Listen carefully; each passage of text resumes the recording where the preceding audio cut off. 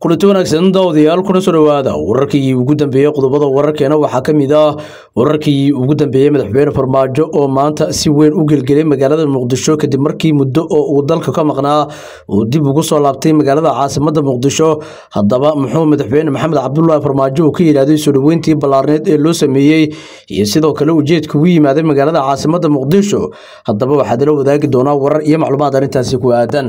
qodobada kale ee soo gudbin doona wararkeena qayb ka noqon doona hadii loo qadaro waxaa kamid ah macluumaadkii ugu dambeeyay Somaliland oo dacwadii ugu weyneed ka gudbisay dawladda federaalka Soomaaliya kuna dhawaaqday dagaal dhinaca hawada oo ay ku jirto dawladda federaalka hadaba muxuu yahay warka yaab kale ka soo yeeray xukuumadda Somaliland waan idiin soo gudbin doonaa qodobada kale aanu idila wadaagi doono waxaa kamid ah madaxweyne Xasan Sheekh Maxamuud oo xubnihii ugu badnaa oo kamid ahaa xubno si weyn ugu dhow shaqada ka ruqseeyay iyo madaxweynaha oo qaaday tallaabadii ugu adkeyd kadib arrin fadeexada oo ka dhacday filla Soomaaliya hadaba maxay tahay fadeexada madaxweyne Xasan Sheekh Maxamuud oo shaqada uu kaga ruqseeyay xubnihii ugu badnaa waanu idin la wadaagi doonaa qodobadaas iyo wixii nagu soo kordho ayaa daawo doontaan soo dhawaada saaxiibayaal haddii aad saaxiib nagu cusub nagu soo bir muuqaalka like saar aragtida wax xiisan ugu reeb qaybta hoose ee faalada dadweynaha waa hagaag aan ku bilaawno wararkeena waxaanu ku bilaabi doonaa isla markaasina ugu horeysiinayna macluumaadkii ugu dambeeyay madaxweynihii hore ee Jamhuuriyadda Federaalka ah ee Soomaaliya mudane Maxamed Cabdullaahi Farmaajo oo maanta dalka dib ugu soo laabtay kadib in muddo ah oo safar dibadda ah uu ku maqnaa madaxweynihii hore ee Jamhuuriyadda Federaalka Soomaaliya ayaa waxa garoonka kaga hortagay xubnihii ugu badnaa oo ka tirsan xisbiga nabad iyo nolol ee madaxweyne Farmaajo uu markaasi hoggaanka u yahay kuwaasi oo si maamuus dhaaf u soo dhaweeyay waxaan intaasi kadib madaxweyne Farmaajo loo galbiyay qasriga uu ka degan yahay magaalada Muqdisho iyada oo ammaankiisana si weyn loo xaqiijiyay imaanshaha madaxweyne Farmaajo ayaa ku soo aadayso iyadoo hadda dalku uu ku jiro xaalad siyaasadeed oo aad u cakiran isla markaasina la gudagalayo bilihii ugu dambeeyay ee muddaxileedka madaxweynaha talada haya mudane Xasan Sheekh Maxamuud taasi oo sidoo kale tana magaalada Muqdisho ay ka taagayeen kulamo iyo shirar aan kala joogsi lahayn oo looga arinsanaya xaaladda siyaasadda ee dalka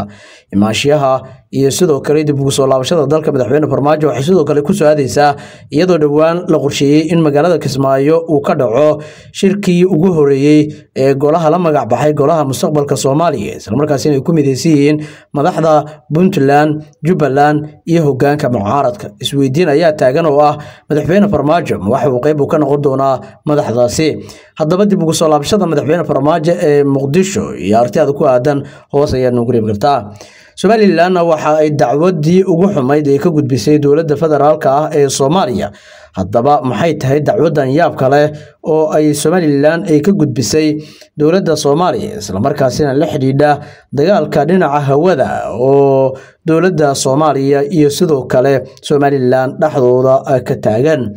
iyada oo aad la socoteen in toddobaadadii ugu dambeeyay cirka uu isku sii shareeray khilaafka dhinaca maamulka hawada ee u dhaxeeya dawladda federaalka ah ee Soomaaliya iyo sidoo kale Somaliland ayaa xukuumadda Somaliland waxa ay kulan degdeg ah oo aan caadi ahayn ay markale ay la yeelatay wakiilada beesha caalamka ee fadhigoodu yahay Hargeysa iyada oo u gudbisay mowqifkooda ka dhan ah nidaamka dalku galka elektarooniga ah oo ay dawladda federaalka Soomaaliya ay soo rogtay iyo tallaabooyinka ay kaga jawaabayso wasiirka arrimaha dibadda Somaliland Cabdiraxmaan Daahir Aadan oo ay weheliyaan xubno kale oo ka tirsan golaha wasiirada Somaliland ayaa kulanka kadib warbaahinta la wadaagay iyaga oo tallaabooyinka dawladda federaalka ku tilmaamay kuwo lagu doonayo in lagu weeqo jiritaanka iyo madaxbannaanida Somaliland waxaan beesha caalamka u sheegnay in ujeedada ka dambeysa ficilada dawladda Muqdisho ay tahay in la dumiyo dimuqraadiyadda iyo nabadda Somaliland ayaa uu yiri wasiirka arrimaha dibadda Somaliland wasiir Cabdiraxmaan Daahir ayaa intaasi wuxuu ku daray in Somaliland ay qaadi doonto tallaabo kasta oo ay ku difaacayso madaxbannaanideeda isagoo sheegay in fariimaha ay u gudbiyeen wakiilada caalamka oo markaasi loo sii diri doono dawladahooda hadaba dhankiisa wasiirka madaxtooyada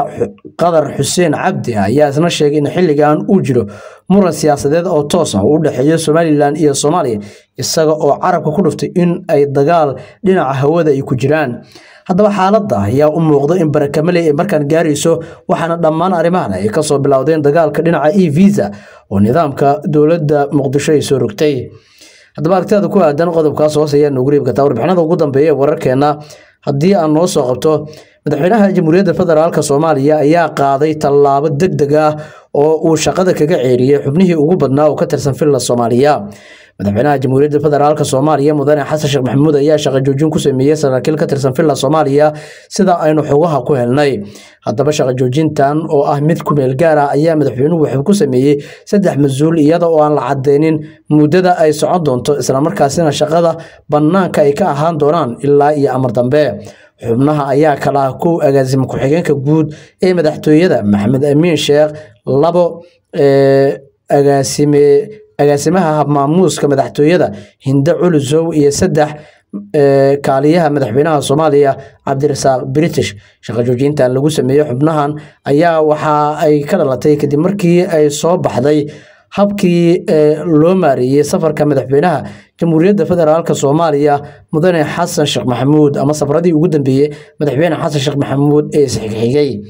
haddaba safarkii ugu dambeeyay madaxweynaha Jamhuuriyadda Federaalka Soomaaliya uu maalin ka hor ku aaday Algeria ayaa laga reebay xubnahan waxaana la sheegay in shaqo joojintaas ay ku meel gaar ay tahay oo iyagu lagu sameeyay ayna ka dhalatay arrimo la xiriira arrimaha maamulka safarada.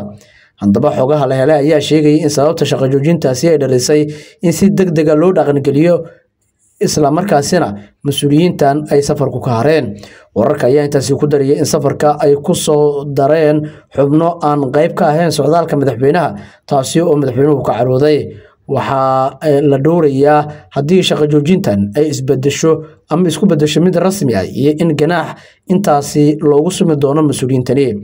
arrintan ayaa imaanaysa xilli muddooyinkii ugu dambeeyay ay xoogeysteen wararka sheegaya in dowladda federaalka Soomaaliya ee safarada dibadda ee madaxda sare ee dalka ay ku daraan xubno aan shaqo ku lahayn dowladda ama aan qusaynin safarka markaas ay madaxdu ugu baxayaan dalka dibadiisa.